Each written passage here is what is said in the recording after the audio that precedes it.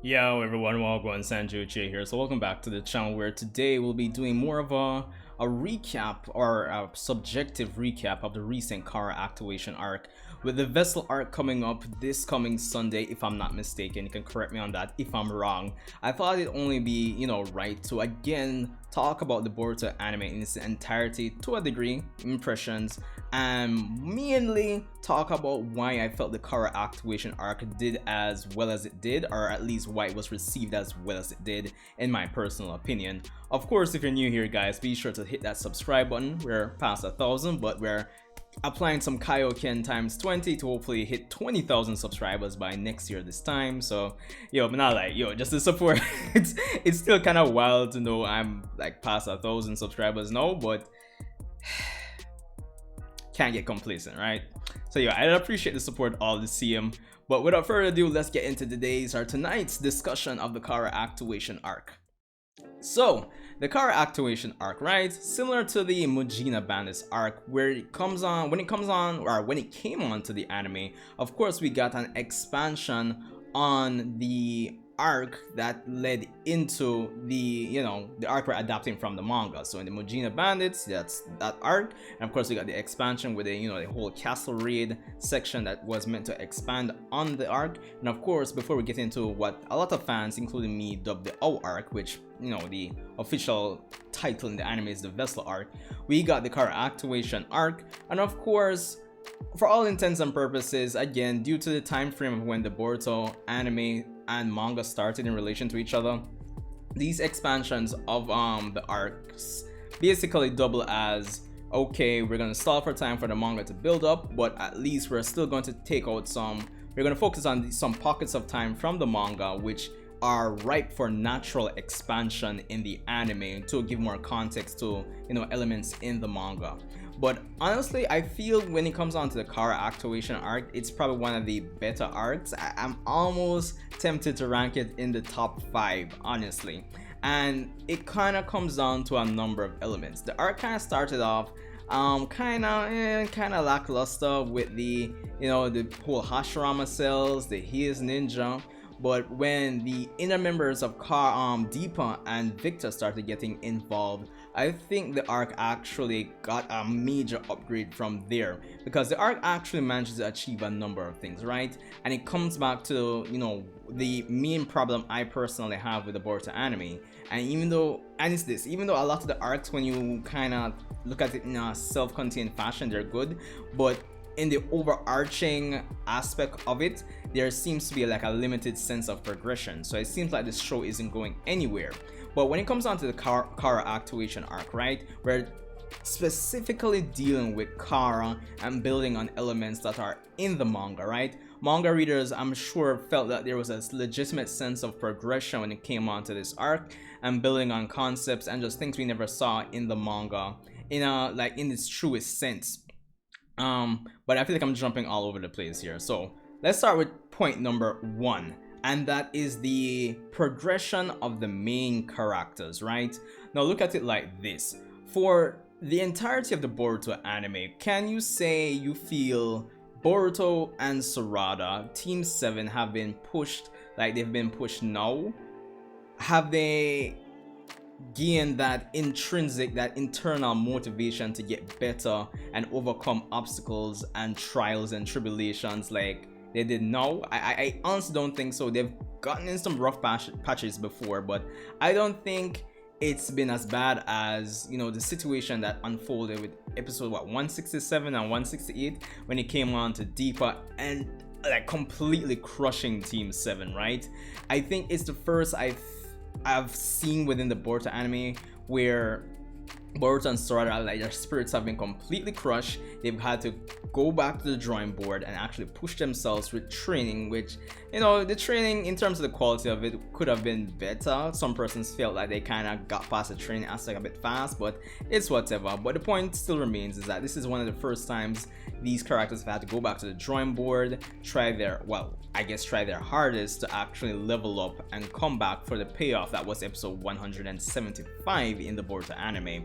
So I think that actually contributed a lot to the arc being as at least that stretch of episodes between episode 167 to where we are now being as good as it is. So yeah, but of course point number 2 that I felt contributed to the arc is again the contribution to building on concepts and just giving more context for events that took place in the manga, right? So again, the biggest problem with the anime has been the sense of progression. You can, comment and tell me if I'm wrong, but I think this arc, especially for manga readers, it really started pushing forward with the sense that this is Kara. We're getting a better idea of how Kara operates. We're seeing how Victor and Deepa, and especially for manga readers, we're seeing how Victor would have eventually come into potential conflict or tension between himself and Jigen, where it's interesting in terms of the elements of the arc regarding bringing back stuff from the Fourth Great Ninja War, like the Divine Tree. There's a legitimate sense of even though we know based on the manga that our heroes are going to get past this arc, for the most part, they kind of still feel like there was a sense of tension, especially since our characters couldn't just bust in and just get rid of Victor. There were some political elements to it as well that kind of prevented that. So it wasn't like a straightforward, I'm just gonna bust in and do that, even though it might seem like that was the case in the end.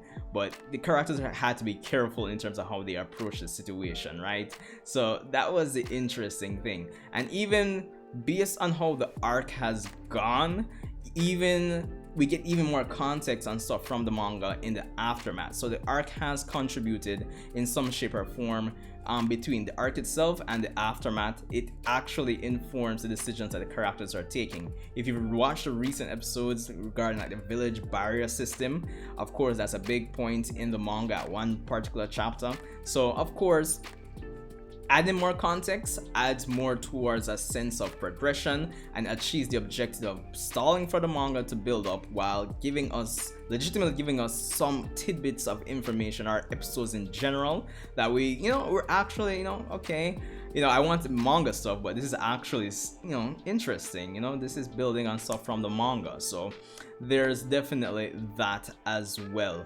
Now of course I kind of have to talk about episode 175 as well. Like, Alright, not even just episode 175. Just all those elements of the arc together have honestly combined to make it really appealing and interesting to watch. I'm not gonna lie.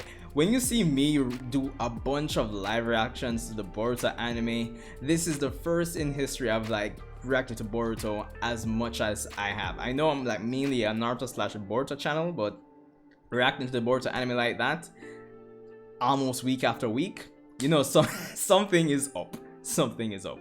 And of course, I'm not gonna call the arc perfect, but at the same time, I think it did a good job in bringing back in probably not bringing back in a lot of fans, but I thought it did a pretty good job, at least balancing things between stalling for time and giving us some interesting tidbits. So for the most part, I thought the Kara Actuation Arc was good, entertaining. It was really engaging. It was nice seeing our main characters, and I think one of the points I want to bring across is that, especially since Boruto and Sarada this generation they've been, how should I put it, they're geniuses, right? Almost right across the board. So to get them to have a character like Deepa put them in their place and seeing them have to go and actually work hard to a degree, I thought that was a refreshing aspect of it as well. And of course it made use of concepts, especially like in Boruto's training, that that have already been established within the franchise, such as like chakra, shape manipulation and nature manipulation, which is always interesting to see. So yeah, again, it wasn't perfect, probably had some tidbits there that could have been executed better, but for the most part I'm satisfied with the arc, and I think it probably should go down in at least the top 5 arcs of the series. So at least when it comes on to the Kara aspects after the Haze Ninja to the aftermath that we're getting now, which would have been the last episode. So we're officially starting a new arc next this coming Sunday, and it does seem like, as expected we'll be getting some expansion and more context to, you know, fill out the missing pieces of the manga. But anyway, let me know what you guys think, and if I if I've communicated to you guys why the arc has been, you know, pretty decent to me, to say the least. And yeah, I think I've rambled on enough. If you've made it this far, again, thanks for tuning in to my madness as per usual.